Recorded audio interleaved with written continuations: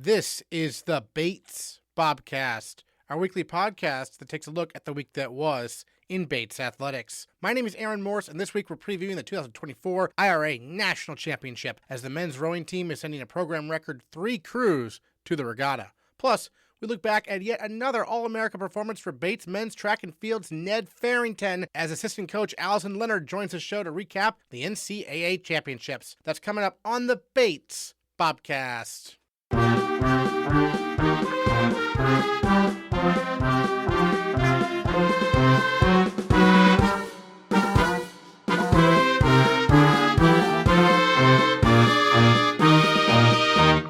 Ned Farrington made history on Saturday, becoming the first Bates men's track and field athlete to earn All-America honors in cross-country, indoor track, and outdoor track in the same school year. Farrington finished 5th in the 1,500 meters in 3 minutes, 52.54 seconds, good for first-team All-America and a permanent place in Bates lore. Farrington is in Canada this week with no cell reception, so assistant coach Alison Leonard joins the Bobcast to look back on Farrington's accomplishments. It was just wonderful to see him continue to execute as he's done all year.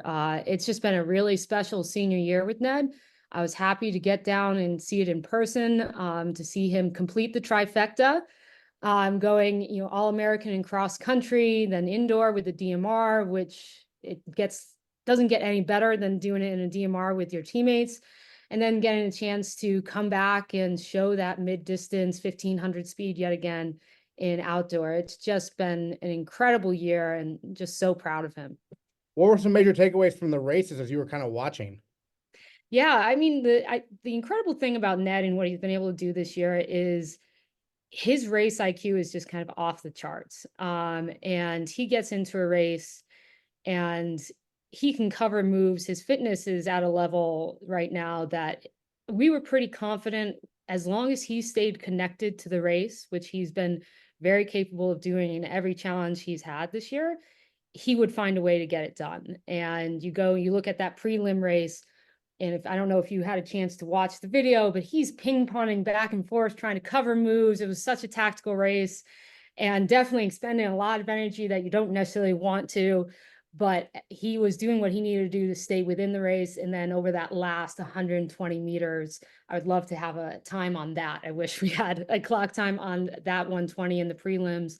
And then same thing, going into the finals, he got himself right off the gun, right into the rail about mid-pack, stayed there for the first half of the race, going into that third lap, started making those big money position moves. And it looked like a minute there, like, all right, he might get this done. But, some of the fitness at that top level was pretty impressive from the guys, Lynchburg and Eric Anderson, the really tall guy you might have noticed in the race. But, it was just incredible to see what he could do. And yeah, it was a lot of fun to be there and witness it all. Just watching on the web feed, those races, the 1,500 at least, they're so bunched together. And we did see someone fall in the final, but how does it not happen more often, the leg getting tangled? Because they're so close to each other, aren't they? I mean, it happened in both the women's and the men's final. It's very easy, especially in a tactical race like that, where everyone's fitness at that level can cover the pace. It's like if you'll watch the Olympics this summer, and if it ends up being a tactical race, they'll always go, and they're moving pedestrian pace. And it's like, they're going 60, like if we're talking about the NCAAs, they're still going 64s per lap. It's very impressive. But yeah, so everyone at that level is capable of it, and it just gets very bunched up. And that's kind of where experience plays in. And so while this was Ned's first outdoor NCAAs, last year he competed well into the season as well and had those opportunities to make a run for NCAAs and, have the higher competition where he was challenged in that way to run in a pack. And so you learn how to deal with that. And sometimes it can be just luck, like someone clips your heel. To me, it looks like that may have been what happened with, the finals in the 1,500 at NCAAs. So, a lot of hard work and a lot of luck sometimes. That's kind of how I think about too, if they had started Ned's race any later in that day, we would have been on a lightning delay. who knows if we're getting back in time for graduation. So just, things were going our way, and Ned's way this weekend was wonderful to see. Certainly. And then you touched on this earlier, but this is a trifecta for Ned. And I was actually kind of shocked because Bates has had a lot of great runners through the years, but no men's track and field athlete in the same school year had been able to be All-American in cross country, indoor, and outdoor track and field. Some folks have done it throughout their career, but not in the same school year. Ned's the first one to do so. I mean, clearly it's a tall task. I mean, as someone who ran at Bates, tell me a little bit about the challenge of, being in season, all three seasons.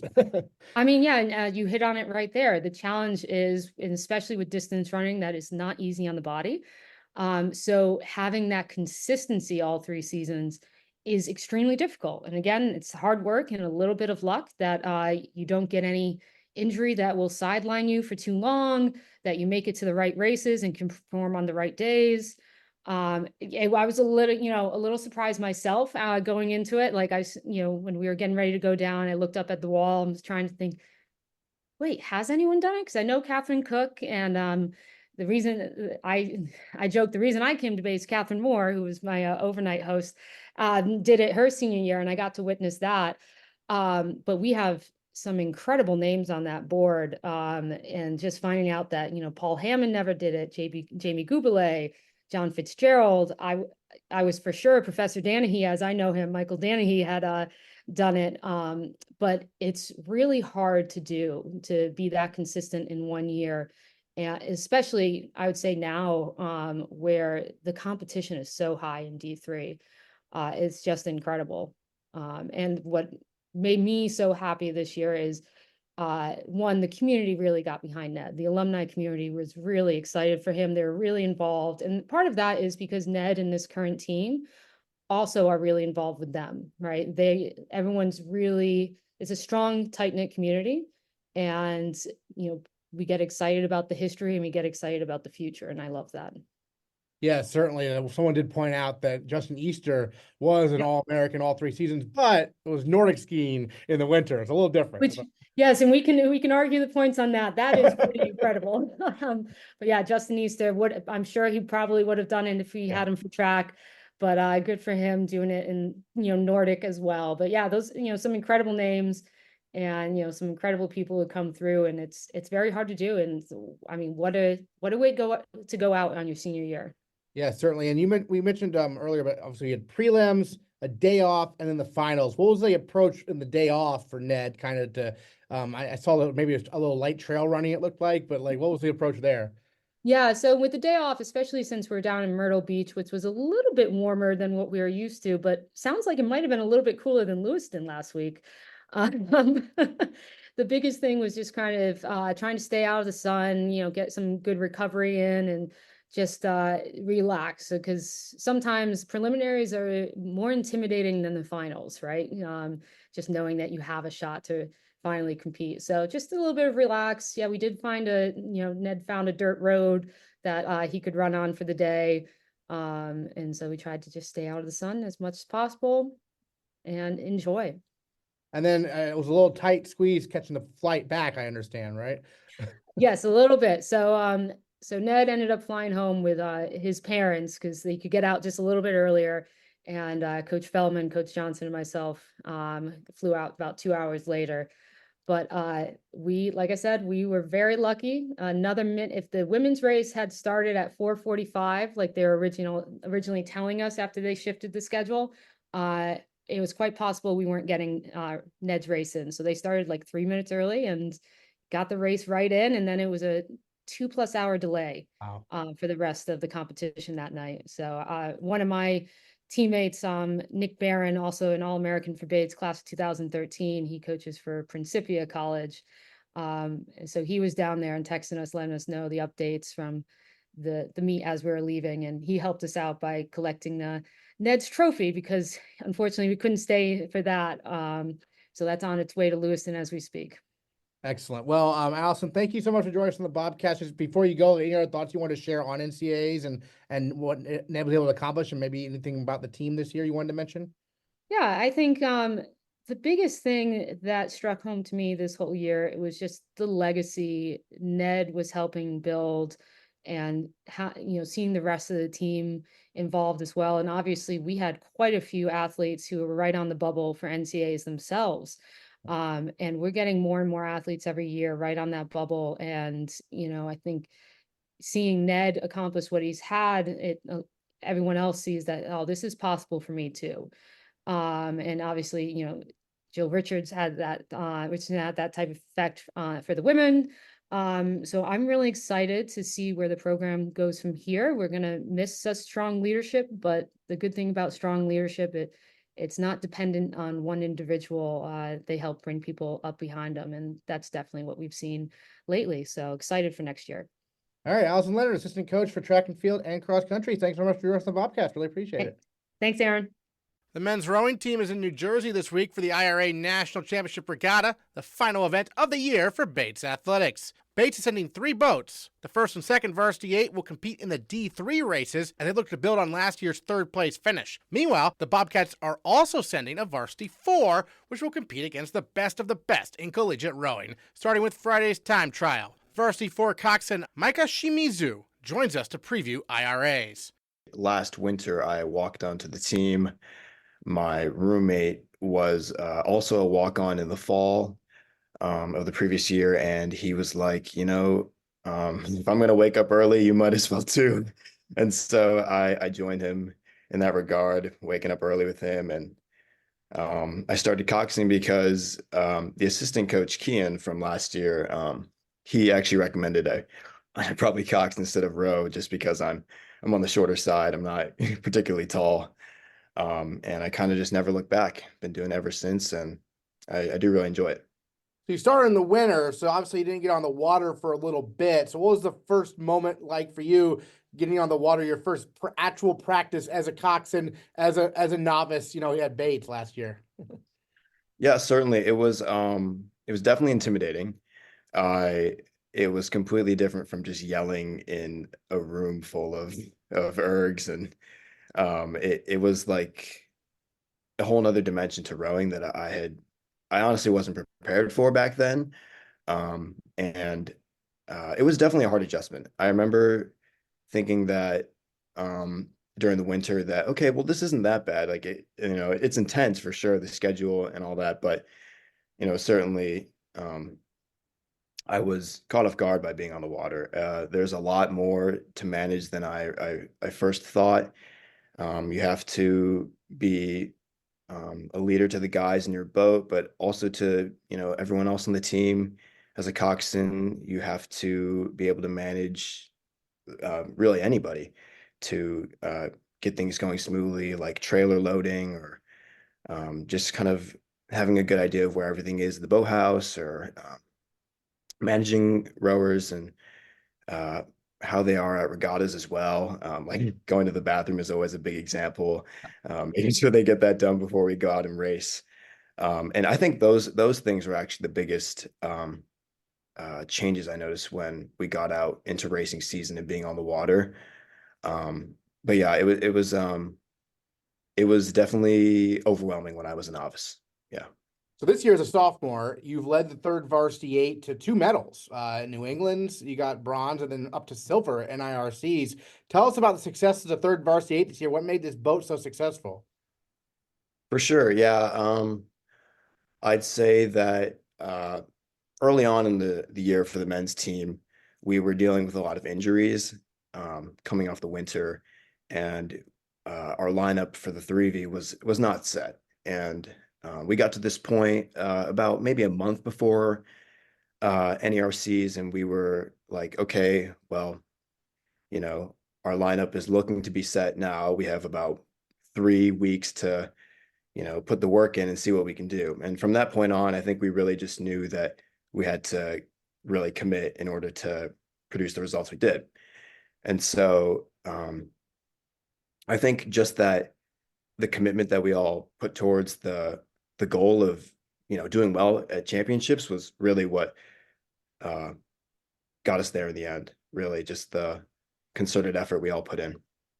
So now at IRAs, you're going into a 4, the Cox Varsity 4 against a lot of Division I teams. You get a time trial first, but just from a Coxswain's perspective, going from an 8 to a 4 like this, obviously it's a little different. Tell us what adjustments you're making.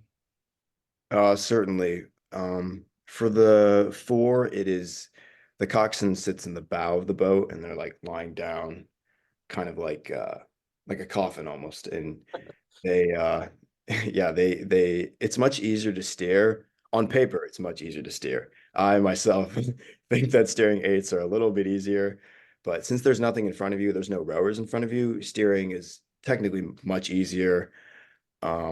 But then that comes with the drawback of not being able to see the rowers and their blade work and whatnot. So that is a bit of a setback. But yeah, for the IRA this year, our coach Peter Steenstra put in a bid early on this year for a 4, and our third varsity did well enough to field this 4. So kind of looking at the opponents we have in our field, it's ranging all the way from like the best like D1 schools to like other NESCAC schools. And so really we're just looking to have fun, really. It's honestly low stakes in comparison to the 2 varsity 8 boats.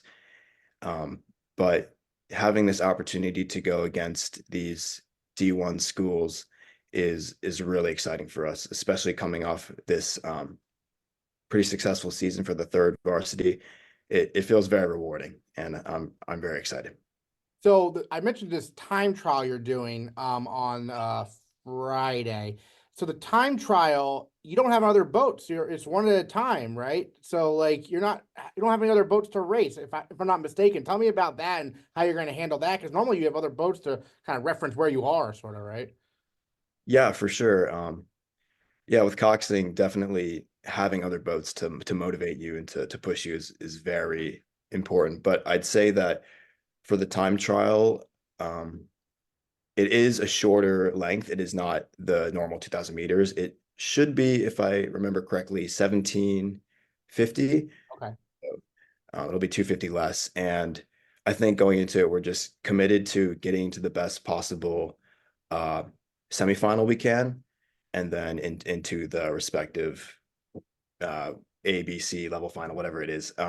But yeah, I think we're really just focused on our boat and the work that we've put in, and not really worrying about any of these other boats. And just like really trusting everything we've put forward, because at this point, that's all we can really do. And I feel like we can put in a pretty good result. And have you, for you personally, these last couple of years, you've mostly been in an 8, right? I mean, are 4s a little less experience for you, or how's that kind of balanced out? Oh yeah, absolutely. I have been in an 8 longer than I have been in a 4. And I guess personally, I'd say that for coxswains, especially with steering, time and like the kind of boat really does matter as well. Because if you're in an 8 for a while, then you're just using your fingers to steer on the gunnels. But if you're in a 4, you actually use like a joystick, and you use your hand to move it around. And so there is a little bit of a difference. And I'd say personally, I do, as I said before, prefer the 8 for steering. But yeah, just being in the 8 is definitely more comfortable for me. So you guys are already in New Jersey right now. So what's the training been like? When did you get there, first of all, and what's the training been like so far there? We got here, gosh, yesterday, I think. We went out for a quick row yesterday in the afternoon, something light. And then this morning, we're being hosted by Columbia. And so the 4 got the opportunity to do some pieces against the Columbia lightweight 4 and their heavyweight 4 that they're bringing to the IRA. And that was really exciting. But yeah, going forward, we finished up our last practice here in Overpeck, Columbia, and we're moving over to the race course tomorrow. We got the coxswain weigh-ins tomorrow, and then also our first practice on the race course, which is going to be pretty awesome. The experience last year being an alternate, what was that like? Kind of learning the ropes, if you will, and now how excited are you to actually be competing? Being a spare last year was, I think, perfect for me, honestly, to kind of like see the scene and understand how the IRA works really. It was definitely awesome to see like these D1 schools like University of Washington and UC Berkeley. Like these guys are like they're ginormous. They're like Olympians. I've never seen like Olympians like in person, and it is just pretty amazing to see that level of I guess like athletics there. But yeah, I think that being a spare there was just really good to kind of like ground myself in what to expect for years to come. And I guess now that time is here. So yeah. Exactly. Yep. This Friday, the Bobcats compete at IRAs, and Saturday as well. People can find the links to watch and for results at gobatesbobcats.com. Watch out for the Varsity 4, led by Coxswain, Micah, Shimizu. Thank you so much for joining us on the Bobcast. Really appreciate it. Thank you so much for having me. Next time on the Bates Bobcast, we'll catch up with Ned Farrington and chat with Director of Athletics Jason Fine to wrap up the year in Bates athletics. Plus a recap of the IRA National Championship. That's next time on the Bates Bobcast.